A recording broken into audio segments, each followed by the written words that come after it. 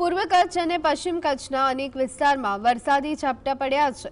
નખત્રાણાના વિધોડ દેવપર યક્ષ વિસ્તારમાં ધોધમાર વરસાદ વરસ્યો હતો। આ ઉપરાંત પશ્ચિમ કચ્છના વાગડના રાપર વિસ્તારમાં પણ વરસાદી ઝાપટા પડ્યા છે।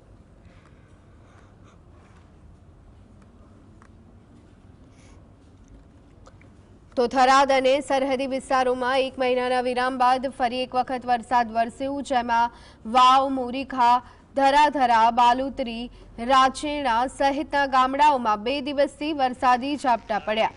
વરસાદના કારણે ખેડૂતોના જુવાર, બાજરી, મગફળી જેવા પાકોને નુકસાન થયું છે।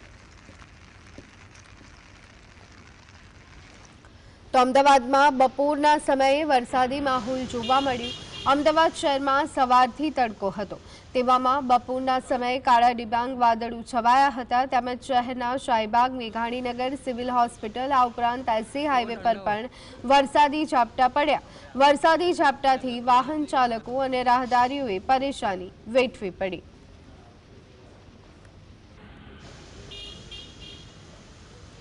તો ગીર સોમનાથમાં આવેલા યાત્રાધામ સોમનાથમાં ભારે પવન સાથે ધોધમાર વરસાદ વરસ્યો। શક્તિ વાવાઝોડાની સંભવત અસરના કારણે સોમનાથ ચોપાટી પર યાત્રિકોને જવા પર પ્રતિબંધ જાહેર કરાયો છે। તો સાથે જ શક્તિ વાવાઝોડાની સંભવતઃ અસરને લઈને પણ સોમનાથમાં યાત્રિકોનો નોંધપાત્ર ઘટાડો છે। હાલ તો હવામાન વિભાગની આગાહીને લઈ અને શક્તિ ચક્રવાતની અસર સોમનાથમાં જોવા મળી છે।